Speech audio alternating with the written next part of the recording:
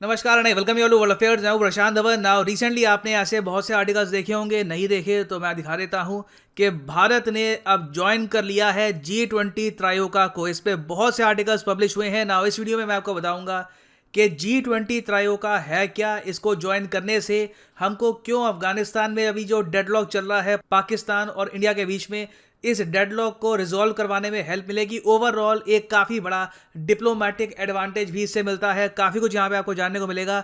मगर आगे बढ़ने से पहले आपसे क्वेश्चन पूछूंगा। क्वेश्चन यहाँ पर ये है, ये question by the way UPSC prelims में आ चुका है। आपको सिंपली ये बताना है कि ये जो 4 ग्रुप दिए हैं उनमें से वो कौन सा ग्रुप है जहां पर चारों जो यहां पर कंट्रीज मेंशन्ड है ये G20 की मेंबर हैं। इसका जो आंसर है, इसका काफ़ी हद तक आइडिया आपको वीडियो के बीच में मिल जाएगा। तो अगर आप वीडियो प्रॉपर्ली देखते हैं तो आप आराम से इसको आंसर कर पाएंगे। बाकी जो भी इसको आंसर करेगा कमेंट सेक्शन में, उसको मैं हार्ट दे दूंगा और सही उत्तर आपको इसका वीडियो के अंत में मिल जाएगा। ओके, तो यहाँ पर आप देख पाएंगे विदेश मंत्रालय की जो वेबसाइट है वहां पर ये लोग कह रहे हैं कि इंडिया अब G20 त्रायोका में एंटर कर चुका है। ये देखिए भारत के लिए एक बहुत बड़ी बात है, क्योंकि इतिहास में पहली बार हम लोग G20 त्रायोका में एंटर हुए हैं। अब जो ये वर्ड है ना, पहले त्रायोका, इसका मतलब समझ लो ये एक रशियन ओरिजिन का वर्ड है। आज से कई सदियों पहले जब हमारे पास कार्स थी नहीं, स्नो पे इस तरीके से ट्रैवल करना काफी मुश्किल होता था, उस वक्त रशियंस ने इन्वेंट करी थी एक त्रायोका। त्रायोका में बेसिकली क्या करते हैं कि एक स्लेज, इसको कहते हैं स्लेज, इसको बांध देते हैं 3 घोड़ों से और इससे जो ये स्लेज है बहुत ही तेजी से आगे बढ़ती है। तो त्रायोका आप कह लीजिए, अगर 3 पार्टीज को आपको हाईलाइट करना है जो एक ग्रुप फॉर्म कर चुकी है, जो मिलकर काम कर रही है, पॉजिटिव तरीके से काम कर रही है, तो उसको आप कहेंगे कि ये एक त्रायोका है। अगर 3 कंट्रीज हैं वो अफगानिस्तान के इशू पर डिस्कशन करना चाहती हैं तो हम कहेंगे कि ये एक त्रायोका फॉर्म हो चुका है 3 कंट्रीज का। हाँ, ये अलग बात है कि 3 कंट्रीज उस मीटिंग को लीड करती है, बाद में कई और देश वहां पे एज गेस्ट इनवाइट होते रहते हैं। तो ये तो हो गया बहुत ही लिटरल मीनिंग त्रायोका का। अब इंडिया ने जो त्रायोका ज्वाइन किया है वहां पर भी फिर 2 और देश होंगे, क्योंकि हमने एक त्रायोका को ज्वाइन किया है ना। तो पहला देश तो यहाँ पे इंडिया हो गया, फिर है इंडोनेशिया और फिर एक और देश है यहाँ पर यूरोपियाई देश इटली। यहाँ पर आप देख सकते हैं भारत सरकार की ऑफिशियल वेबसाइट का कटआउट है। ये लोग कह रहे हैं कि इंडिया ने उस त्रायोका को ज्वाइन कर लिया है जहाँ पे इंडोनेशिया, इटली और इंडिया आ चुके हैं। अब यहाँ पर आप पूछोगे मगर इन कंट्रीज में क्या सिमिलर है, बहुत ही एक अजीब सा ग्रुप है। ऐसा तो है नहीं कि बहुत से इश्यूज को लेकर तीनों कंट्रीज बिल्कुल सिमिलर व्यूज रखती हैं, तो तीनों कंट्रीज को इकट्ठा क्यों ले आए? देखो, इसका रीजन है G20 की फंक्शनिंग। G20 आपको पता है एक बहुत ही इंपॉर्टेंट इंटरनेशनल ग्रुप है, मगर G20 के क्या कोई हेडक्वार्टर्स हैं? तो इसका आंसर है नहीं, G20 के कोई हेडक्वार्टर्स है नहीं। तो आप सोच कर देखिए, G20 की जो मीटिंग्स पहले हो चुकी थी, आगे होनी है, किन इश्यूज पर बात पहले हो चुकी थी, आगे किन इश्यूज को कवर करना है, ये कौन डिसाइड करता है बिना हेडक्वार्टर्स के, बिना परमानेंट स्टाफ के? तो यहाँ पे आता है एक त्रायोका। त्रायोका डिज़ाइन इसलिए किया गया था ताकि G20 के जो लगातार समिट होते हैं हर साल, ये प्रॉपरली फंक्शन करते रहे।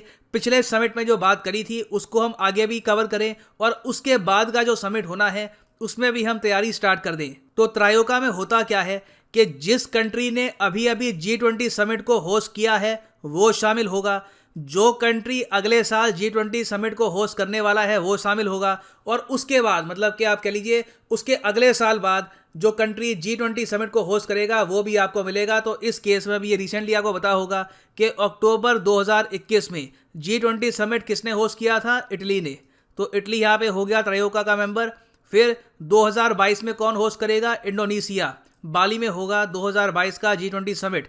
तो ये हो गया सेकंड मेंबर। और फिर त्रायोका कंप्लीट होता है भारत के साथ, क्योंकि 2023 में ये समिट होस्ट करेगा भारत। अब त्रायोका में होने से फ़ायदा क्या मिलता है? देखिए, फ़ायदा सबसे बड़ा ये है कि G20 समिट जो होगा वहाँ पर क्या क्या इश्यूज डिस्कस किए जाएंगे उसमें उस कंट्री की से बढ़ जाती है। क्योंकि आज के समय आप मान लीजिए G20 किस तरीके से काम करेगा, किस तरीके से इसकी फंक्शनिंग होगी, उसमें इतिहास में पहली बार भारत शामिल हो चुका है। क्योंकि इससे पहले आप अगर देखें तो अब तक टोटल 16 G20 समिट्स हो चुके हैं। 16 समिट्स में से एक भी G20 समिट इंडिया ने आज तक होस्ट नहीं किया।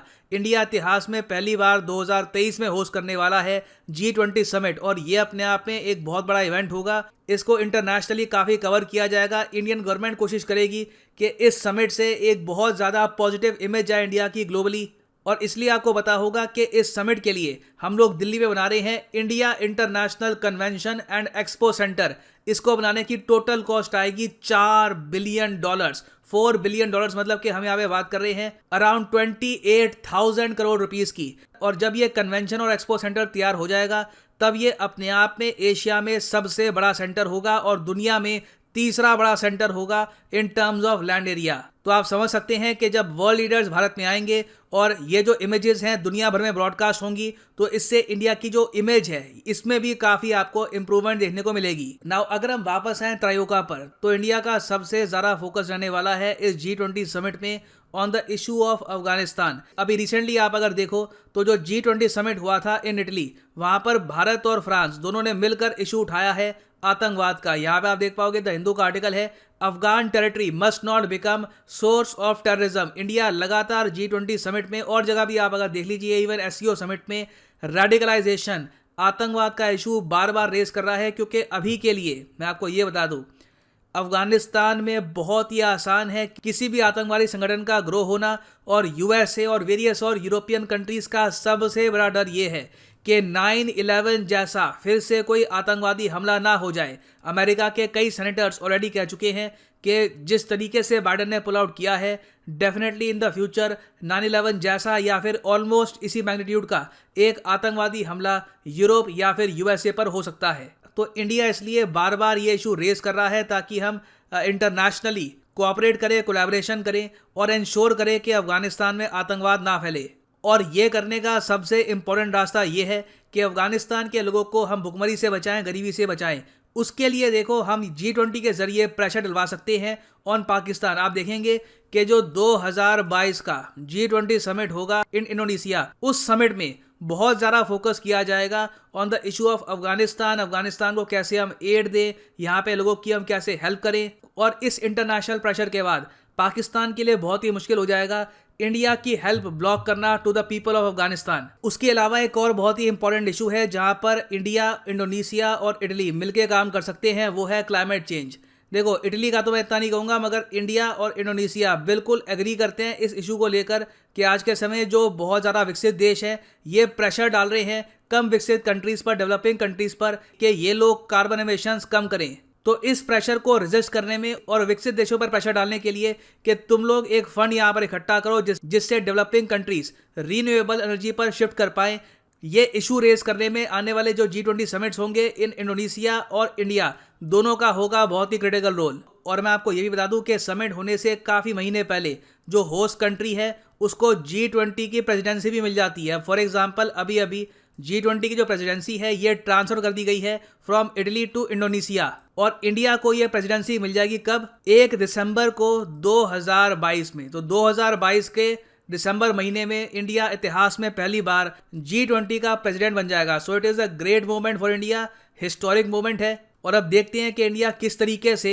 G20 त्रायोका का इस्तेमाल करता है अपने फॉरेन पॉलिसी गोल्स को आगे बढ़ाने के लिए। वापस आते हैं अपने क्वेश्चन पे कि वो कौन सा यहाँ पर ग्रुप है जहाँ पर चारों कंट्रीज मेंबर हैं ऑफ G20। तो सही उत्तर यहाँ पे है option B is the wrong answer, option A is the right answer. क्योंकि यहाँ पे आप देखोगे अर्जेंटीना, मैक्सिको और साउथ अफ्रीका और टर्की, ये जो सारे देश है all of them are members of G20। तो इसलिए सही आंसर है यहाँ पर ऑप्शन ए। और फाइनली यहाँ पर मैं ये भी ऐड कर दूं कि लाइफ में अगर आप एक बार प्रॉपरली UPSC एग्जाम की तैयारी करना चाहते हैं तो कमेंट सेक्शन में जाओ, यहाँ पे आपको मिलेगा ये लिंक, इस लिंक पे करो क्लिक और यहाँ पे आप परचेज कर पाएंगे ये यूनिक कॉम्बो पैकेज जिसके अंदर आप UPSC प्रीलिम्स, मेंस, ऑप्शनल तीनों की ही तैयारी कर सकते हैं। ये सारे कोर्सेज unacademy.com पे जाकर आप अलग अलग परचेज करोगे तो यू विल हैव टू पे 15,000 रुपीज मोर। और जो भी रिसेंट सेल चल रही थी इसको एक दिन के लिए एक्सटेंड कर दिया गया है। अभी भी आप देखेंगे प्राइसेस यहाँ पे कम है और अगर आप यहाँ पे कोर्स परचेज करते हैं तो 3 मंथ्स आपको एक्स्ट्रा मिलेंगे इन योर वैलिडिटी। तो अगर आप एक कॉलेज स्टूडेंट हैं, आपके पास अभी टाइम है to attempt the UPSC examination, तो आप 24 महीने या जो 36 महीने का कोर्स है ये कर सकते हैं परचेज। मगर जो प्राइसेस यहाँ पर लिखे हैं पे करने की आवश्यकता नहीं है, सिंपली यहाँ पर कोड डालो PD10 and the prices will fall. So use the code PD10 and save your hard earned money. इसी नोट के साथ ये है वीडियो कांत। Thank you for listening and as always God bless you all.